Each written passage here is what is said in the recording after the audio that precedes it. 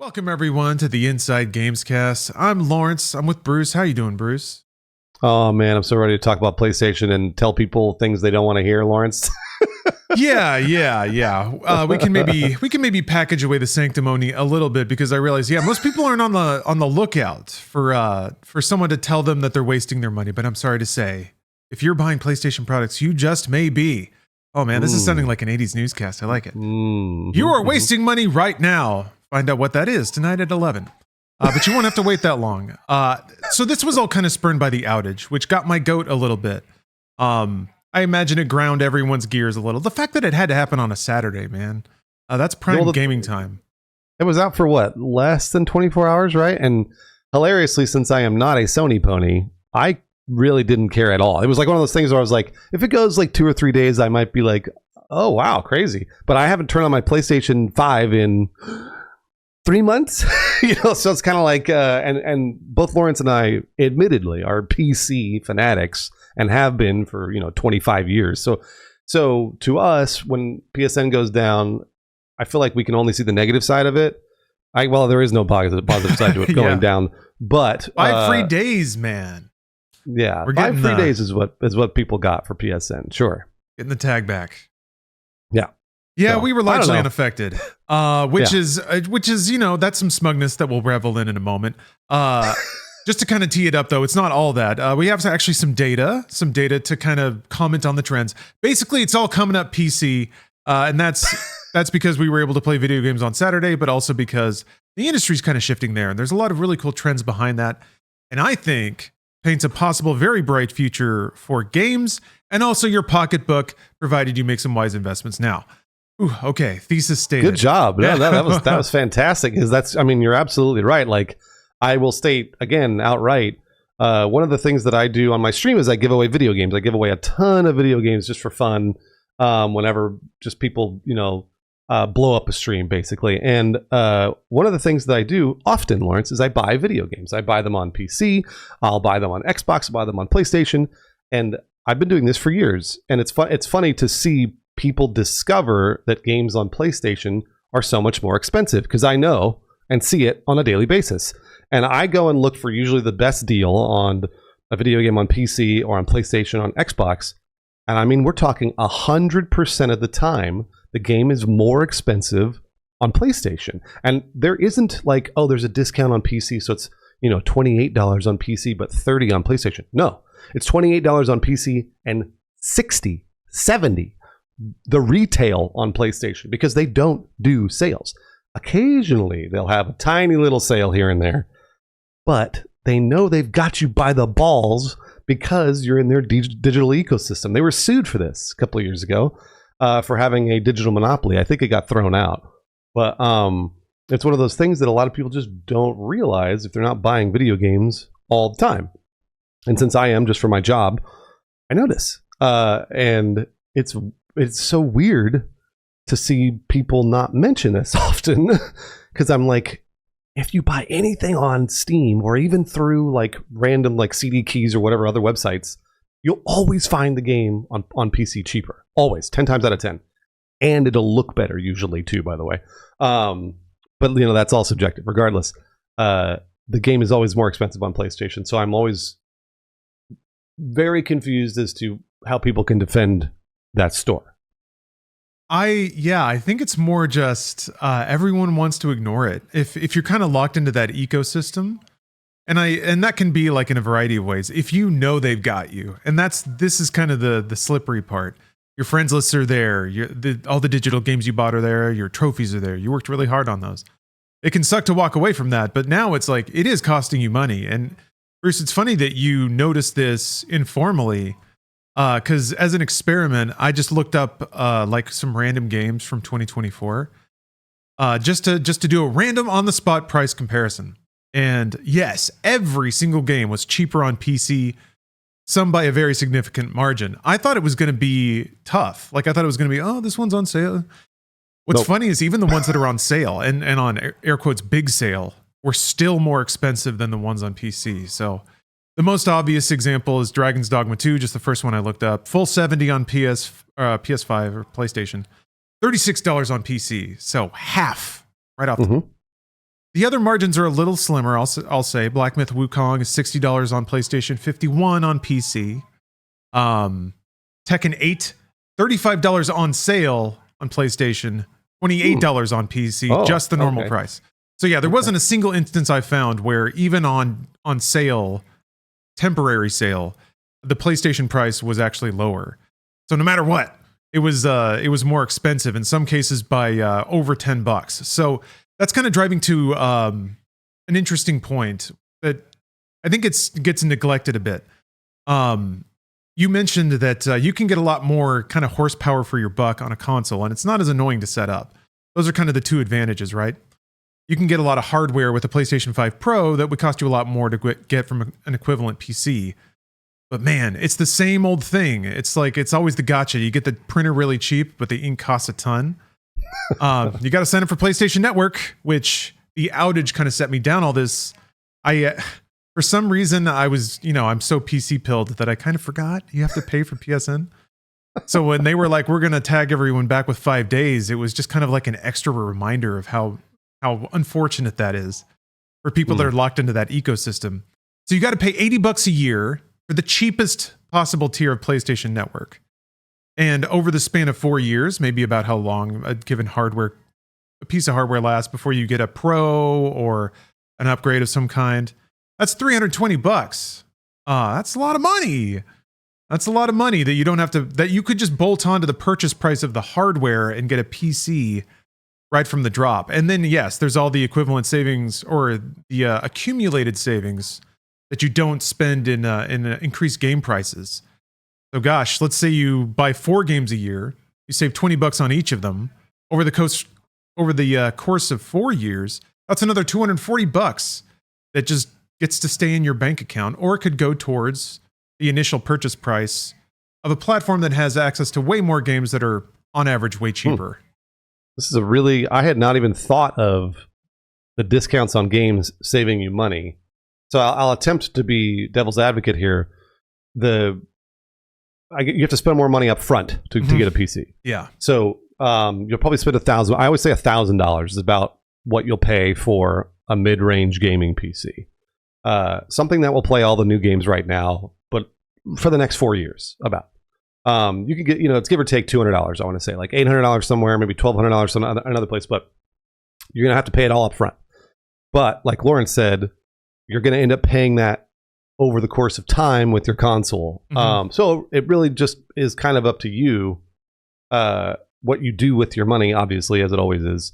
However, I will say PC's breadth of titles that you can play is, we're talking, it's got to be 100 times the games that a PlayStation has, 1,000 times the amount of games on Steam that you can get, the amount of games on the Epic Games Store, the amount of we're talking good old games, all those other things that you could do on your PC versus what you could play on your PlayStation is just, it's just infinite compared to PlayStation.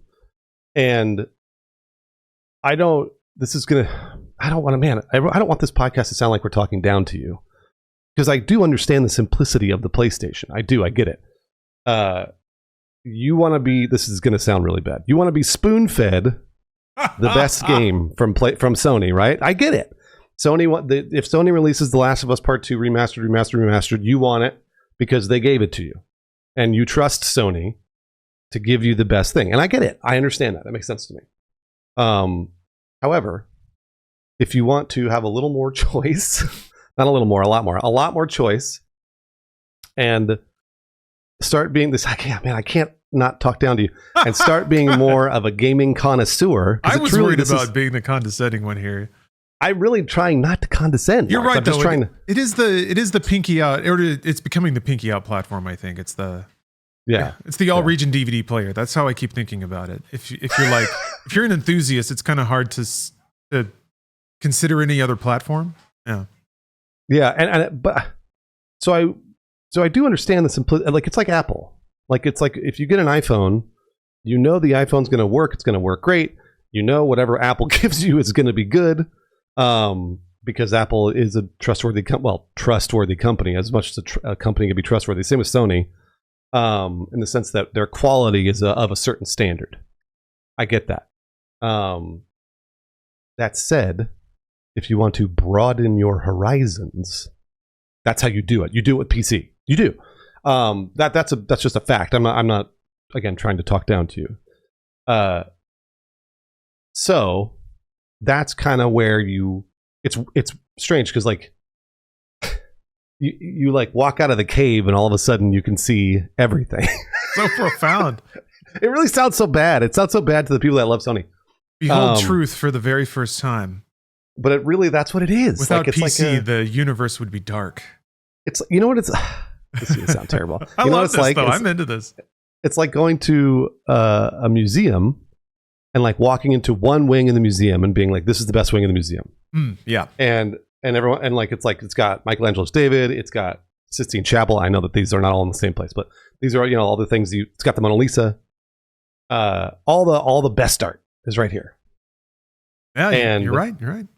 Yeah, and yeah, there is an argument to be made for that. But there are like 6 or 7 other wings of the museum that have a lot of other really cool stuff that if you go over there, you may find some sort of profundity from another piece of art that you'd never even thought of before. And that's the way I look at PC gaming, because there are games I played on PC that I never would have assumed that I was like, well, this game's actually really good. What was it? Unpacked, the game that you were like basically unpacking, doing a little unpacking thing. You're moving your house, and that's like has some fantastic messaging in the game, and it was like a $15 indie game. Obviously, Dave the Diver. Did Dave the Diver ever come to consoles? But Dave the Diver started in early access on Steam. And Dave the Diver is not an indie game. There's a ton of developers on it. But Dave the Diver is a fantastic video game that I never would have guessed could have had so much more to it. And it was something that I had discovered early on Steam. I have played countless simulators that I just can't stop playing, like this TCG Card Shop Simulator. That to me is just like a fantastic game. That's like still on that one? Oh my! I just played it the other day. And I was like, this game is so good. Haven't gotten all the cards yet? No. Maybe I just don't get it, man. I haven't. The magic hasn't grabbed me yet.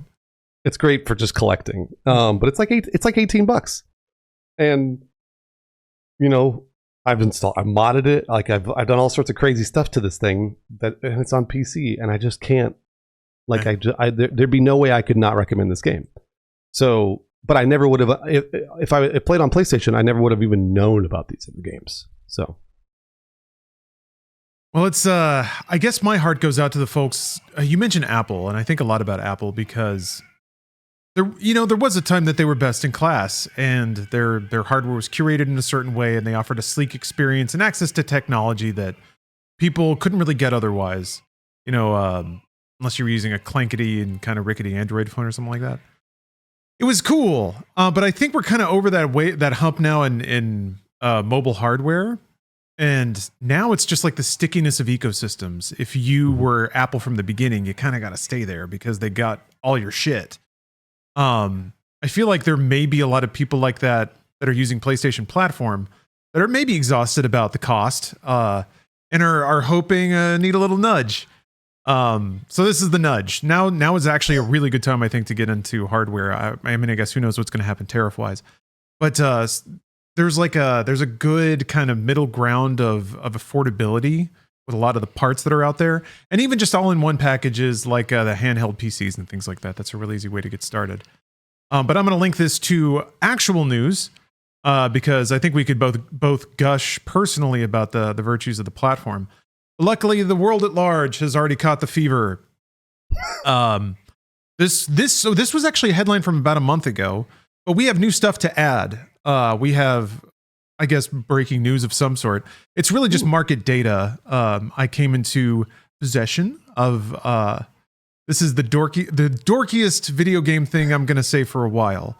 I have a hot little PDF of marketing insights that I can't wait to poke over. This is the sort of thing that gaming companies buy from analyst firms, and they probably cost a lot of money. But it's kind of old, so hopefully this doesn't get me or anyone else in trouble.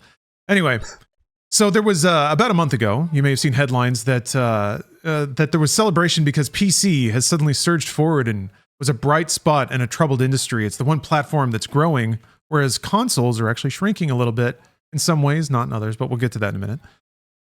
This is a PC Gamer article I'm citing here, but there was Matthew Ball, CEO of investment strategy firm Epilion, which is very trustworthy, released an early version, I'm just reading the story here, an early version of a presentation called The State of Video Gaming in 2025. The slideshow, which incorporates data from market research firms like IDG, Newzoo, and Circana, summarizes worldwide market trends in the gaming industry. The story goes on to say that, hey, PC is a bright spot. And I actually have Newzoo insights. So I think I have some of the data that was referenced in this, but a little more direct. But here's the breakdown of the data. This is what's really interesting is console revenue is shrinking or has shrunk. Console gaming revenue projected to decline from 54 billion in 2021 to 52 billion in 2024, minus 1%. One is not that much. Minor. But any arrow go down is a huge eyebrow raiser. Because gaming up until now, right now, and this is a pretty historic moment actually, has really followed a trend of like more investment equals more return. We've had more expensive games earning more money the whole time. I guess not the crash in the 80s, but everything else has just been like line go up the whole time. So this is a pretty big deal in the console space, which is a kind of an important distinction. What's really interesting pair with that is that the console player base has actually grown. So more people are playing, but less revenue. Let's see here. The global console player base is expected to grow from 559 million in 21 to 626 million in 24. So growth of 4%. I don't know. What do you make of that combination of factors, Bruce? Man, there was a little more that's in this quote from them from Newzoo that said reasons behind the decline of console gaming revenue. The reason behind this, by our assumption, includes both supply side, delay of major titles affected by the pandemic, and demand side, so less playtime compared to the lockdown period. So the pandemic kind of threw everything off. And it's interesting because I would expect, and I expected this, which was that everything would go up in pandemic because it did, it all exploded. And then I assumed everything would correct. I assumed that they would come down, which is what console gaming revenue is doing, but PC gaming revenue is not. So I don't know if that means the pandemic brought people over to PC that may not have been there before. Because again, I assumed a pretty heavy correction after the pandemic. And actually, it's kind of lucky that there isn't that much of a correction. There has been in terms of layoffs, obviously. The last 2 years, we've had an insane amount of layoffs, which is 100% from the pandemic because they overhired. But in terms of PC gaming revenue, very interesting that it seems to still be growing. Yeah, let's throw some numbers on that. This is from the PC section here, from the Newzoo report. Global PC gaming revenue is projected to grow from 40 billion in 2021 to 43 billion in 2024. So in the PC sector, growth of 2%, decline of 1% in the console space. And then let's see here, PC market. They have, here we go. Global PC player base is projected to increase modestly, growing from 851 million in 21 to 884 million in 24, growth of 1%. What's interesting is the tier 1 markets are experiencing a decline there in player base, even though spending is going up. Tier 1 markets, that's United States, Japan, Great Britain, a handful of other I think they have an appendix in there. Oh yeah, here we go. Yeah, it's right there. Yeah. Western Europe, Eastern Asia. Tier 1 markets are contracting a bit, but tier 2 markets are growing huge, 4% growth there. I think a lot of the spending growth might be coming from there too. So there's some other breakdowns of demographic that I think are kind of interesting in terms of the division of like player base on PC versus console by country and by spending and stuff like that. That stuff's all real fun, but I don't know. What do you make about those metrics? Does that indicate to you, like you said, a shift of it's the same customer just moving from one group to another? Or is it like people entering and leaving gaming as they gain or lose free time, and then picking up maybe younger players or players that weren't players before. I'm not sure. I guess we don't know. Or maybe more people are catching on to PC gaming, and it might be more of an entry level for them versus console, because console is usually sort of your entry into gaming. Yeah. I mean, not anymore. Really, mobile is probably the biggest way that people get into video games. But I would say that Steam Deck maybe is a little bit of a tiny little hit for the growth as well. I will say too that Steam is continuously hitting highest player concurrence for Steam. So they're always growing. And as more and more people get into PC gaming, they're obviously going to go straight to Steam. And Steam continues to grow. So Steam might be the entry level that we're seeing, whereas before, I would say a lot of people would start at console and then go, eventually move over to PC or whatever, or maybe pick up both, who knows. Whereas now, maybe they're just going straight to PC. I don't know. Yeah, that could be. I am really curious about that, if the Steam Deck is an entry point for people, because it does finally provide that all-in-one console experience, which is ideal, and it's cheap, so it's so easy to recommend. I don't know. Honestly, I've been waiting for Valve to pull a magic trick out for a while. The Index was fun. Half-Life Alyx was a great experience, but holy cow, man, is the Steam Deck such a beautiful little device. That is hit. No, that's hit for them, and they're going to continue making it. And the cheapest one is $400. So, like, to me, that's like going to be as much as the Switch 2, and the thing can play I could play 10,000 more video games than the Switch, right? So, yeah. So it's like, obviously it's even more than that on Steam, but what they're doing is working, and I don't know that this Newzoo data has any data for Steam or the Steam Deck specifically. But I would imagine that that's probably helping growth of PC gaming. And one thing I also wanted to say too, it's important to note that console gaming revenue, if it's going to decline in the next, from 2021 to 2024, 54 to 52 billion for console, and then PC gaming revenue is going to go up in that same time period from 40 to 43 billion. PC gaming revenue is still lower by about 10 billion. It's a great point. So it's not really in danger. If obviously this is a trend, it's in danger of like overtaking. PC might overtake console eventually in the next 10 years, if this is a console gaming revenue trend. If it's not, then console gaming revenue will continue to have sort of the highest amount of revenue in the space. I don't even know about mobile. I don't want to bot, mobiles might be higher. But if you're comparing the two, PC gaming revenue and console gaming revenue, console's still higher. So, yeah, it's interesting, and it's not like they're entirely separate markets, really. I think if you're looking at it from an industry top-down level, those divisions can be slightly minor. It's just like, am I going to sell my oranges in that store or that one? But it's we have a preference of store, of course. There is some data here about Steam, which I find fascinating in a couple ways. First one, like you had mentioned, Bruce, Steam has always set new records. The global player base grew from 235 million in 21 to 260 million in 23. So that's a annual growth rate of 5%. Epic Games experienced faster growth. Global players increased from 198 million to 251 million in 2023. That's a annual growth rate of 12%. That's pretty crazy. I think. And also, if you compare those two, and Epic Game Store and Steam are neck and neck. Yeah, 260 to 251. Wild. They did it. Epic bought their way, and it only took 10 years of burning money. I know. Who knows what the revenue they're making, but man. Yeah, but they're giving away. I mean, obviously, what is it? 10% of the world plays Fortnite or whatever the fuck it is. So, regardless, that's insane. 251 million for Epic, and then 260 million for Steam. They're so close. I didn't realize they were so close. Yeah, I'm curious where those. So we actually have some breakdown of where those numbers are located. This is something that was a bit eye-opening for me. The top country by player base for Steam is not the United States. It is China. 58 million users, whereas the US has 31. Third place, Brazil, 11 million. So that's pretty awesome. And then Germany and Mexico. And then Epic Game Store, US is number 1. They're at 44 million. So a lot of Fortnite players here. And then Brazil and China are tied for number 2 at 19 million. So actually there's more people rocking the Epic Game Store in Brazil.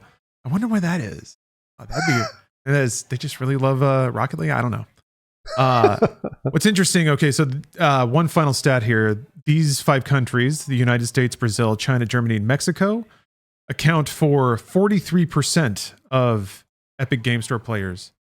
That's pretty cool. Kind of packed up in there.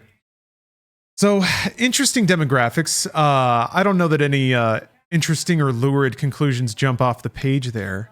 But what I do like being reminded of is while the United States is a big market, it's not the only market. And in some cases, not even the biggest when it comes to some of this stuff. So. That's true. Yeah, that's very true. We should also talk just very briefly in case people are wondering about Nintendo and Xbox. Because we have like global player base by platform. PlayStation's grew between 2021 and 2023 from 303 million to 327 million. So PlayStation has the largest player base by far here because Nintendo in that same time period 222 million to 236 million. So there's a difference about 100 million players between PlayStation and Nintendo. And then Xbox is obviously in third here with 208 million in 2023. But interestingly, relatively close to Nintendo. So it goes PlayStation 327 million, Nintendo 236 million, Xbox 208 million. So yeah, and then Steam is at 260, not right at the end of that time period. So that's like in between PlayStation and Nintendo, still below PlayStation. Yeah, but on the way up. They're all growing, we should say too. None of them are in decline. Yeah, it's honestly the fact that we can. I feel like we have the privilege of being choosers when it comes to, waving away PlayStation. In any other universe, we'd be blessed to have them because they do bring a lot of good games into the world, and their hardware's not bad. And I was just thinking about this, for whatever credit it's worth. They could be a lot more evil if they chose to be. They could probably squeeze their customers a lot harder than they do. But that said, I think you can see on paper the stark difference that having an open marketplace and open competition can bring. I mean, on PC you have the Epic Game Store. Even if you hate it, there's still a lot of free games there, and odds are you've redeemed a couple along the way. So that's a nice little bonus to get. It's weird. It was always, I remember it always being part of the perception that the PC not necessarily had cheap games, but even had free games if you didn't mind torrenting here and there. And sometimes it was even considered the reason that you invest in the platform is because you can get all your games for free. Now you can do that. It's just legal because everybody's fighting so hard over your money and your patronage that they're willing to just buy them for you. So it's we really did kind of luck out. I guess you trade some data away, but we're used to doing that and not questioning it anyway. I mean, your data is getting sold by Sony and Nintendo and Xbox, really regardless whether or not it's Valve. It's going to be that data's everywhere. So yeah, a lot of interesting movements. I can only see bright things in the future, to be honest. This is the situation that I had hoped for, and now luckily all the data's out there. Now that we've done our job, Bruce, we've informed the people. So I'd be curious for folks that like, if I would like to hear from someone that knows these things and acknowledges them, and still I'm going to stay with PlayStation. I guess you get a handful of games first. I mean, we just saw the State of Play hit today. I don't know. Did you have a chance to watch it, Bruce? I didn't watch it. No, go ahead. Oh man, there's some heat in there. We even saw our guy Rahul Kohli showed up. That I knew about. Yeah, that I knew about. I'm very excited about that. That trailer looks hot. That trailer looks so hot. Oh, I should also, like, just as an aside, I was actually curious what Housemarque's next game would be, because I was worried to death that they were going to become a remaster farm. Luckily, they're making another Returnal-like, so we still have faith in Sony a little bit. Thank you all people out there that overpay for all your games, because part of your money made its way into Rahul Kohli's check for the performance that he gave. I mean, his VO in that trailer was really good. I can't wait. I've known about it for like however long he told me about it like a while back, and I was like, when are they going to reveal? I was just thinking, when are they going to reveal that? And so I'm really excited for him and Housemarque and everybody. It's going to be great. Yeah, there was there was a trailer a while ago where I thought that was it, but we had to wait until now, and I was a huge fan of Returnal, so I'm excited for that.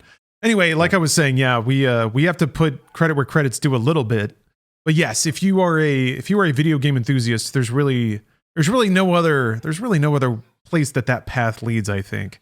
And kind of like I was alluding, now's a really good time, I think, to invest in hardware. You can have your all-in-one kit of a Steam Deck, or even I guess a new generation of video cards came out. That usually means you can scoop up some cheap parts on eBay, but you can't buy them, so nobody's probably selling their old hardware just yet. But anyway, you can scoop up some stuff on the secondhand market if you feel like being handy, even though that can be a detraction for some people. I was into that, though. I liked the model kit aspect of it. A lot of people don't like that, Lawrence, and I will say that is definitely a barrier to entry. So what I always say is, which is true, the pre-builds are cheaper. So it's funny that because people, for a long time, it wasn't the case. You would have to go on Newegg and buy all your parts individually and put it together like a Lego. And it's, by the way, not easy if you're doing it for the first time because you don't know what you're doing. But now you can find really cheap pre-builts anywhere. I mean, Amazon's got tons and tons of them. And the parts you're going to get for a $600 PC or whatever are pretty solid. And it's already built. You just get a box and plug it in. So you don't have to worry too much about that if you don't want to, put together your PC and be like a hobbyist like Lawrence and I, because we've both done that 1,000 times, but we know how to do it. It's not easy to do if you're just starting out. Yeah, that's fair. There's guides and stuff, but yeah, that's pretty deep in there. You can realize It's a lot scary. of the benefits of the platform without going that deep right off the top. Yeah. And then there's option screens. Oh, the option screens that you'll see. But I don't know. It's getting a little easier these days. I guess. I mean, one thing. It's funny because I don't know if Greg Miller's going to listen to this. But Greg Miller famously has been railing on PC for a couple of years or whatever. I love listening to him talk because he's always wrong, but he's great at yelling about it. Greg is he's the best at it. He's got a set of pipes for sure. So you can't yell over Greg. But whenever Greg is talking about how things are complicated on PC, he's not wrong. It is absolutely true. Like, you just got to fight through a bunch of option screens usually, and you're like trying to figure out do I want 60 FPS or 120 FPS? I want VSync on, all this other bullshit. And weirdly, PlayStation's sort of diving into that a little bit. They have the performance, right, and the quality settings, and you kind of have to change those a little bit now. Whereas before you didn't. You just put a game in PlayStation and play. So there's a little more customization than there was on PlayStation. And then if you just extrapolate that further, that's when you'll see what a PC can do if you ever want to check it. It does get complicated. So I will say that is one other thing too. You're going to have to fight through. But also, you might feel a little smarter once you figure it out.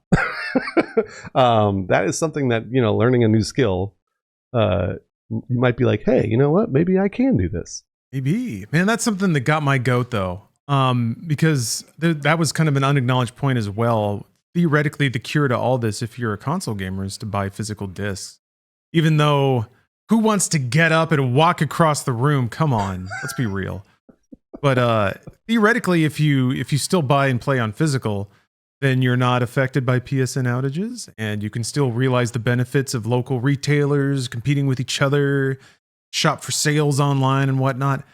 However, Helmstever, and I understand that this is the edgiest of edge cases, there was even somebody that was unable to pair a physical disk drive to their PlayStation 5 when PSN was down. It has to talk to the servers and authenticate everything first. Yep. And that's a bummer too, man. There is legitimate DRM free gaming on PC. Fully, it can be plugged into a generator in the middle of the woods and the game will still run.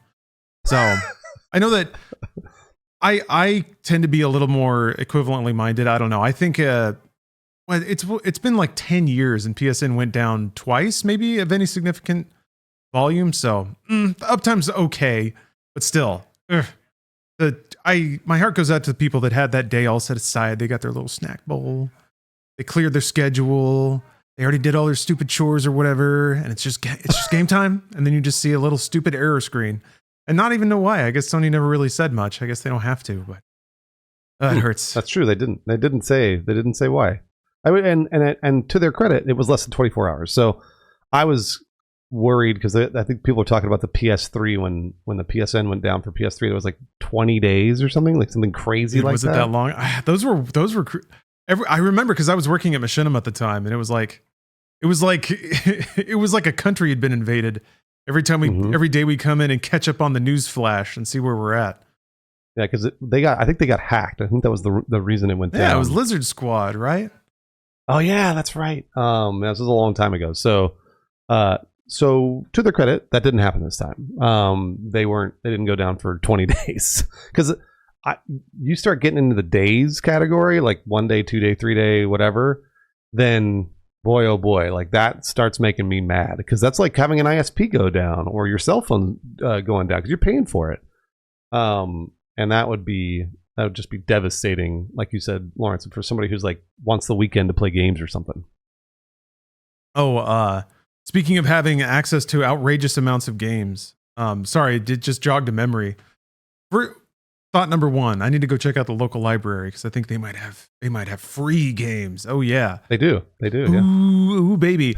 I'm in LA County, but not LA City, so that only entitles me to some of the libraries. I got to figure out which one. Anyway, a simple Google search will get to the bottom of that, I'm sure. But oh yeah, that's the other weird thing about PC is that even the subscriptions are cheaper.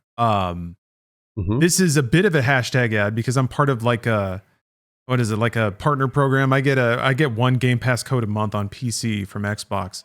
I'm going to shill for them for free, but it's only $10 on PC and it's pretty much the same catalog, whereas it's like $15 or $16 on console. And it totally is, yeah. Yeah, and that kind of stings. That's a pretty bald statement that like Xbox already has all the subscribers they think they're going to get on console. But still, that's a very direct, I think, a very direct exhibit of how competition keeps prices low because they're still trying to pick up customers on PC. So I guess I'm saying that to mean that like once they have all the customers they think they're going to get, the price is going to go up on PC too, which means now's the good time to be a part of it and play as much as you can. So again, good yeah, point. it's PC is on the run up right now, and that's where a lot of investment's going to happen, and where a lot of people are going to be fighting for your attention and are going to have the money to subsidize trying to buy it. Yeah. Also, one thing I just realized I didn't mention, I do pay for PSN every month. I've been paying for PSN every month for years, and I do it for my job. Like it's just part of my job because I assume like for example, I'm going to play Night Rain over the weekend, and I'll need PSN for that. So I have it paid for just in case a game on PlayStation comes up that I need to stream. But I've been paying for it every month for 3-4 years probably at least. And so I don't want anybody to be like, oh, these fucking nerds, they don't even pay for PSN, they can't complain about it. No, I do every month. So man, I don't pay for it, so I won't complain about it. Honestly, when I saw the news that PSN was down, I was pissed until I remembered that I canceled my PSN. I was like, oh, I don't care. So I went through this. It's actually it's a cleansing process. Like maybe every 6 months I'll look through, usually if I put a subscription, it'll be on a credit card or whatever. I'll look through my statement, any kind of subscription bill that happens. I think, have I used that in the past week? If the answer is no, it's out. Cancel that shit. And then the next time I need to use it, I just sign up for it, whatever it is. They make it very easy to sign up for things because they want you to. So there's no friction there. It's not like there's going to be an earthquake and I need to have access to Netflix right now. So the moment I decide I want to watch something on Netflix, whatever it is, if it's enough to make me want to sign up, then I will. But yeah, I lost PSN, gosh, like 2 years ago. Because I carried it thinking like, well, a work thing, I might need it. But yeah, I have never needed it. I guess I would have for Night Rain, but Steph and I are going on the most dangerous Dark Souls adventure of all, a romantic getaway to Central California. That sounds way cooler than playing Elden Ring with your friends. I'm going to be honest. Like that sounds like a really nice thing that you guys are doing together. And you're not going to miss out in the least. I'm looking forward to playing the game. I am. But also, it sounds great to do a weekend with my partner. So. Oh, but you're giving me ideas, Bruce. What if I concoct some kind of madcap sitcom scheme where I pretend to spend time with Steph, but I'm really playing Night Rain over her shoulder the whole time? You set up like an AI bot that sits next to Steph, and like while you're watching a movie or something, and then you're in the other room playing Night Rain. It can work. It can work. Except I'll be like swearing and cursing and kicking things over because I'm getting my ass kicked in Night Rain over and over again. And then Chat GPT is handing out a bunch of incorrect facts. Yeah. And then Stephanie's like, Lawrence, you're never wrong. I don't understand. Starts spouting off Chinese state propaganda. I didn't know you were into that now. DeepSeek. The DeepSeek bot is talking about how the motherland is great and all this stuff. Won't talk about Tiananmen Square. Yeah. Lawrence, you love talking about Tiananmen Square. What's the matter? You just hear muffled swears from the other room. Oh, I'll miss out, Bruce. No, I'm really looking forward to it. We're going to it's a place called Victorian Mansion, which I thought was just a generic description, but that's actually the name of the place. So okay. And it's gonna have a hot tub in the floor. Oh, sick. Yeah, the lap That's of awesome. Luxury. I can't wait. That sounds great. Yeah, I mean, Night Rain's only like 3-hour windows or whatever across the next 3 days. So like I have to like plan ahead to figure out when I'm going to play in these weird 3-hour windows. But that said, I'm very excited to play. Yeah, I wish I were. I don't know why I'm not more excited. I guess it's just like it's co-op greatest hits Souls bosses. That seems like a really cool idea. Yeah. That's totally what it is. And it's something that I've always wanted from Souls likes. Always. I've always wanted like seamless co-op. Obviously there's that mod, right? The seamless co-op mod is great, but it's not the game. And I've always wanted it to be the game. I wanted them to design a game around that. So I'm really looking forward to seeing how it plays. It's going to have to be like 3 times as hard, right? You can't just have... It's got to be, right? It has to be. Because if you use summons in Elden Ring, like that makes it so easy when they're chasing after someone else and you just like bash them in the back over and over. So either you get these like monstrosities that are just twirling around constantly. These, you know, those like enemies that have 20 arms with 20 swords and they just spin like a top, and then you just have to figure out how to get in there and hurt them, I guess. Like that could work, but I don't know. I'm curious to see. Hopefully I can I'll get some footage of it while I'm out having adventure. Wow, we're also the biggest hypocrites because it's only on PlayStation and Xbox this weekend. Yeah. So I have to have PSN to play. And can you imagine? Weird, man. I know it's weird. It is weird. Can you imagine if PSN goes down? Ooh. Oh my gosh. Well, you mentioned that what is the Monster Hunter beta was running when PSN went down. So that's right. Yeah. I think Capcom was just maybe hinting that they would put it up again, but what a weird era we live in where you have to pay one company to use their internet to play a not finished version of another company's game. Yeah, right. Gaming rules, man. We just need to return to the Middle Ages. I don't know. I just finished the first Kingdom Come Deliverance. Oh, you finished it. Wow. Yeah. So I'm still glowing from that. What a game, man. What a damn game. I'm curious, have you lost significant chunks of gameplay in the sequel because you just randomly died without expecting it? Did you fall off your horse and crack your neck? 100%. Okay, it still happens. All right. So the first thing I did for Kingdom Come Deliverance 2 is funny because when I streamed it, I played for like an hour or whatever and then died. And I was like, wait, what? Hold on a minute. And then I like reset because I was like, it autosaved, so maybe it'll autosave. Nope. It put me back an hour and I was like, never again. So I went and installed the save mod because I was like, no, thank you. No way. And the save mod in Kingdom Come Deliverance 2 is really good. It's really easy and it works like a charm. So don't do that unless you really, really want to do that. Like unless you really want it to be really realistic. Hilariously, just install the save mod. By the way, if you liked Kingdom Come Deliverance, Lawrence, you're going to love Kingdom Come Deliverance 2 because it's a way better game. Yeah? Okay. Yeah. One was really good. I really enjoyed it. So I played one for like 4 or 5 hours, couldn't get into it.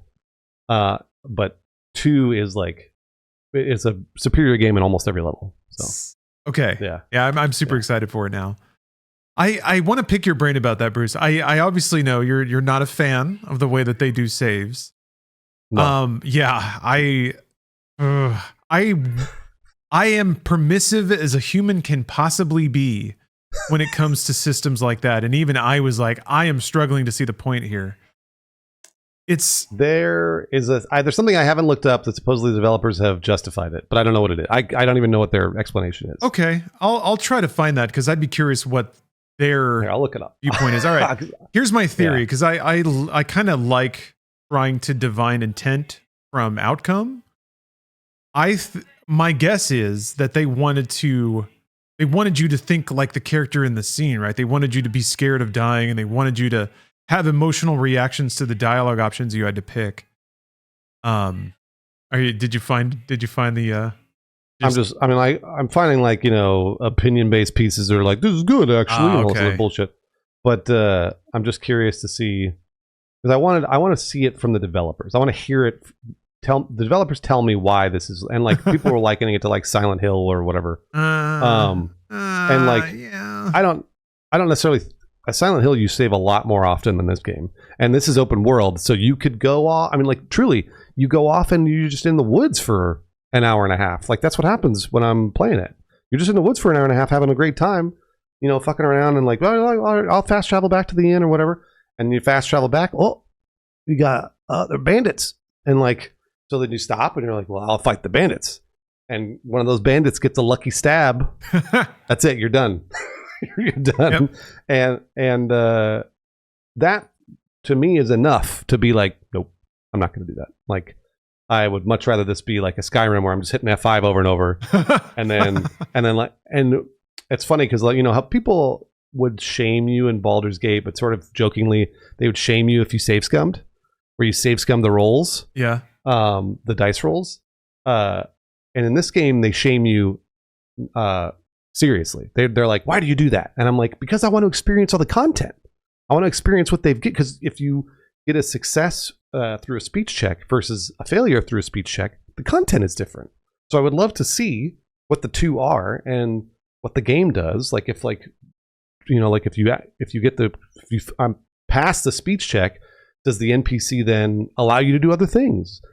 Or if you fail the speech check, do you have to fight the NPC and maybe kill them? Like there's cool stuff there. And I like to experience it. So, yeah, you hit on a lot of interesting concepts there. Because I do think that there are a variety of game states that players will never see if they can't even tolerate like a momentary failure.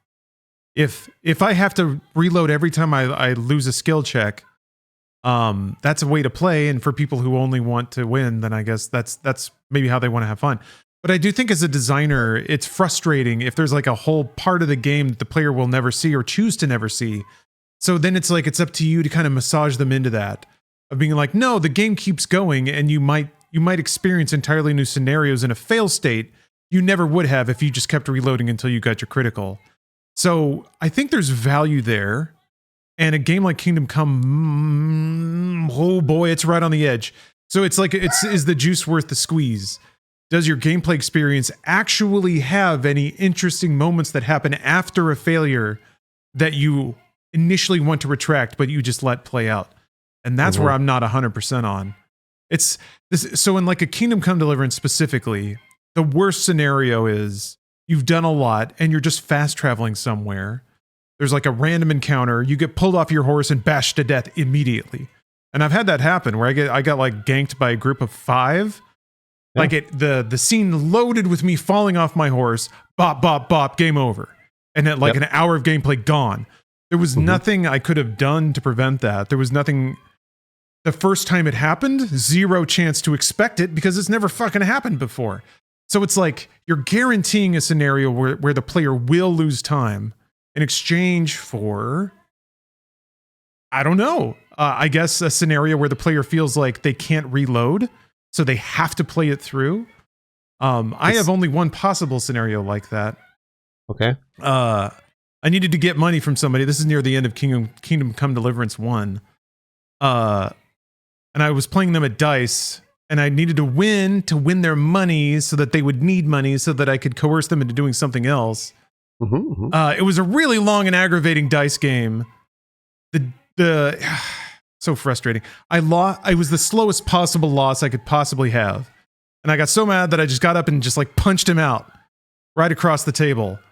And then I dragged his body up into my room and looted him. So I took his money And then the quest acknowledged it. It was like, hey, you got his money. So it progressed the quest. Everybody was screaming and running for the guards, but it progressed the quest. Well, what did you wait? Hold on. So if they're running for the guards, did they get the guards and did you die? No, not yet. So I was just sitting there at this unconscious man, freshly robbed. I was like, well, I don't know what to do. So I passed the time. He woke up at some point, wandered back to his dice table. So I was like, oh, this might work out. I'll just go talk to him. Maybe he doesn't remember that I just punched him out. I walked up to him and he just got up and bolted. He ran. Everybody else was chill because I guess they had gotten over it. And now I was like, well, I need to talk to this guy, but he's like aggroed on me. So I actually did have to reload at that point, but here's where it gets theoretical. Oh, interesting. Because apparently if you go to jail, it like resets, it makes the NPCs forgive you. So I could have, it's a theoretically possible game scenario that I could have hooked this guy, knocked him out, taken his money, gone to jail, came back, and then fulfilled the quest, which is pretty cool. Like, that's actually a pretty fun kind of emergent gameplay narrative that happened only because I rolled through what would have been a fail state in a typical RPG. So that's the only evidence I got that system is worth a damn, FYI. That was me trying my best to be like, here's a possible scenario where that design pays off.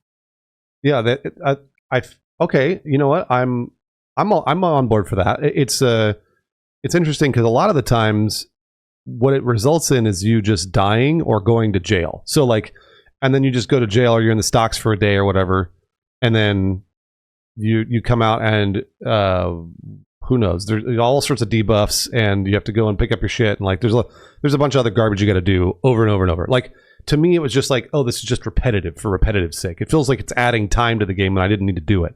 But if there's a narrative reason, then I like the narrative reason. I'm happy to fight through the narrative reason of being like, oh, maybe I can find another way around this, and the game will acknowledge it. That's cool.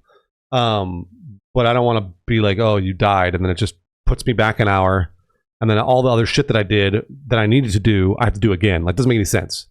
But imagine if like you died and then it puts you back. Like, let's say the game saved a lot of your progress, the things you did, but then there's a debuff or something, like sort of like a World of Warcraft scenario. When you die, there's a debuff, but you get to keep all your shit. Oh, or you get to keep your progress. That I would be a little more okay with. I just don't want to have to do stuff over and over again. That doesn't make any sense to me. Because it's a video game. So, like, it's neat and it's immersive. But also, like, anybody that says, oh, the save system's immersive. If you go to the drying racks in Kingdom Come Deliverance 2, the drying racks are, you put something on the drying rack and it's immediately dry. Just so you know. And drying racks take usually days or months to dry things in real life. It's not at all immersive. So, like, I could find so many different examples of things where the game is not immersive. It's a video game. So, like, I'm okay with the video game being a video game and me quick saving and doing all that stuff. Yeah, you really hit the nail on the head. The Shenmue effect, which is why I love that stupid game so much, is because it's the seemingly arbitrary distinction between what is a simulation of real life and when that's fun, and what needs to be a video game for the sake of a video game. And like, yeah, analyzing, why did you choose that? Like, you were okay. Yeah, you were okay taking the edges off of that, but the save system we're digging our heels in, I guess. I mean, people can mod it out, or at least they can on PC, and it's interesting how ubiquitous that is. Now I'm curious, let's see if, I'm going to guess that's the top mod. For, it totally, absolutely is. Yeah, 100%. I mean, it's probably somewhere in the neighborhood of 100,000 downloads now, because it was 50,000 when I checked a few days ago. So, yeah, it's the top mod for Kingdom Come Deliverance 2. Yeah, no, I mean, it was immediate. It came out day one. Jeez. So yeah, it was the first the day the game came out, that mod was out. So is there, I'm curious, Bruce, because I do this all the time, almost out of spite for myself and the developers, but can you think of any game where there is a feature or a mechanic or some way the game has intended you to play where you didn't initially like vibe with it, but you decided to go along with it and then eventually understood what it was going for, like some kind of pathway like that? That's a great question. I'm sure that there's a feature or two somewhere along the way in some video game that I've experienced. I just have to really think about it, because what would that be? Like, I don't even... Most of the time, video games will give you the choice.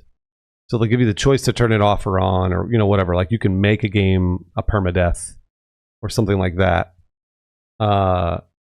I guess maybe like DayZ was sort of like that, where like if you played in the early days of DayZ, if you joined a server and your character died, that was it. Your character was dead and you had to restart.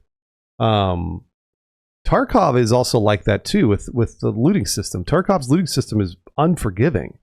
If you go in and you like, let's say you bought a bunch of garbage and you got your helmet and your gun and all this other cool stuff that you bought or that you looted or whatever, and you bring it all in, you're like, I'm unstoppable, and then you get headshotted and you lose it all. Like, it's really discouraging.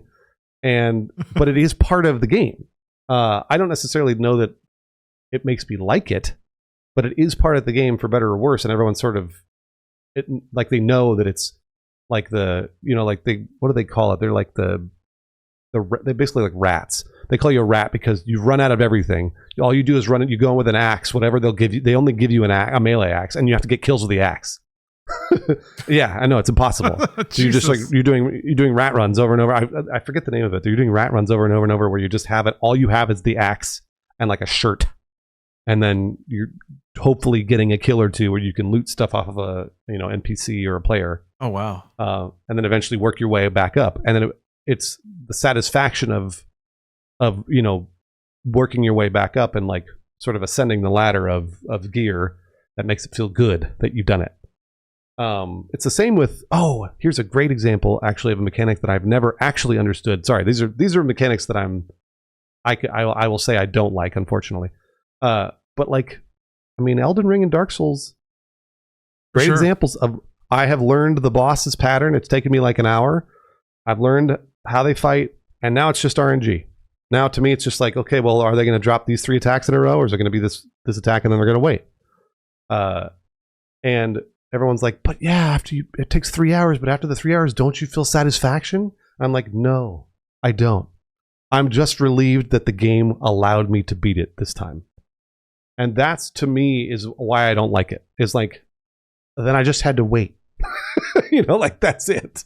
I sort of reached the top of my skill level 2 hours ago, and now I'm just waiting for it to give it to me. Yeah, feed you the right combination of moves. Yeah. It was when I was fighting Moog, I think in Elden Ring, that I came to an epiphany that there was an older school style of boss design that was a little more Punch Out or Mega Man, where essentially it was just like patterns and repeats. It was like it would give you a telegraph for a pattern, and then you had to hit the timing, and it was like a rhythm game. But then bosses started randomizing their patterns, or like doing a combo where they do a random amount of moves and then just stop, or like stutters, like they'll delay moves, or they input read too. Oh yeah, which you can kind of figure out, and then it's like it's interesting because it's like the Elden Ring purist will say, well, it's all part of the game. The boss will do whatever it needs to do to win, and the fun is in you reverse engineering the machine. And that's kind of where Kingdom Come Deliverance got to at a certain point too. Once I learned the quirks of the save system, and once you learn where to get a lot of the saving potions you have to drink, you've learned the system, and there is satisfaction in the mastery. But the problem is what happens after that. Once you understand the nature of the game, and I've been having some existential thoughts about this with life in general, but once you see the game for what it is, which people I think will dispute this, but I do agree there's some random chance to an Elden Ring boss fight. There is, yeah. Yeah, but some people can accidentally slip through a boss, and that's when you get the motherfuckers who are always like, I beat this on my second try. It happens, okay? You can walk up to a poker table and hit a flush on your first hand. It happens. Anyway. Yeah, it's kind of this interesting relationship between like skill level and character build and whatever attacks you happen to get. And the same with like Kingdom Come Deliverance. Once I figured out the steps to dance through to recreate a more traditional save system inside the game, it just became like folding laundry. It's like, well, I'm about to leave town. I might get stabbed in the back by a bandit. I guess I better take a 1 hour snooze in my bed so it saves first. I guess you could argue and I'm trying to convince myself of this, that those are the actions that Henry would take in that scenario. Or if, like, in the Shenmue sense, if you have to kill 4 hours just staring at a door until it unlocks in front of you, you might stop by the convenience store first to buy a new cassette tape to listen to. And those actions, when you as a video game player are doing what that character would do or is doing, then you're immersed, and that's why we're here, right? That's the nirvana of gaming. I'm trying to just string it all together, but no, and those are great ways to describe it. I think that it's like you've described for people's different levels of immersion, and like I don't care about any of that stuff, the save system and Kingdom Come Deliverance, but I do love, what I do love though? I love the rain. I love the ambient noise of like thunderstorms. I love the fact that it's dark, or you have to like pull out a torch and like you can only see a little bit in front. Like that's what I love. Like I love that stuff. That immerses me in a video game. Not the fact that I have to go and buy 20 saber schnapps. Like that doesn't make me feel immersed. Like I'm not like, oh great, like I gotta fucking pile up on these stupid potions and then drink one every 10 seconds. Like no, it doesn't matter to me. But I love hearing the music as I'm riding through a town or like fighting some, like that's all great. So it's just to each their own type of thing. Yeah, and that's one of the more fascinating things about games. I guess to some degree, everybody's got different eyes and different ears, but I think about all the other forms of media like music and film and stuff. And artist intent is a lot more rigid. Whatever's there, it might be colored by your mood in any given moment, or if you have like, if you have myopia. But everybody largely is going to get the same thing rolling into their brains. But like video games, it's all those artistic assets on top of a series of rules that are meant to evoke a particular experience. And that can be as like tic-tac-toe is a really boring game, even if it had really cool music and like amazing audio effects. If you were still just sitting there playing tic-tac-toe, it'd be boring as fuck. So yeah, it's an interesting process to basically take a rule set like Kingdom Come Deliverance's weird ass saving, and then be like, why did they do that? And what experience does it actually evoke? And to me, the gap between the two, between if we have these rules, we hope players will play this way, versus no, this is what they actually do. At some point, I don't know, at some point you got to acknowledge if everyone's modding that shit out of your game, maybe just give people a quick save button that they can turn off if they want to. But I don't know. I wonder about that stuff sometimes. On one hand, I agree fully and support till the end of time game developers making their weird little games with like their weird little like design elements. But yeah, of course. That's one of those awesome. Where, yeah, it is awesome. And like I said, I'm the most permissive person in the world for aggravating game mechanics. But even that one, I was like, wow, this one's rough. And I played through Steel Battalion, man. Like I love permadeath shit.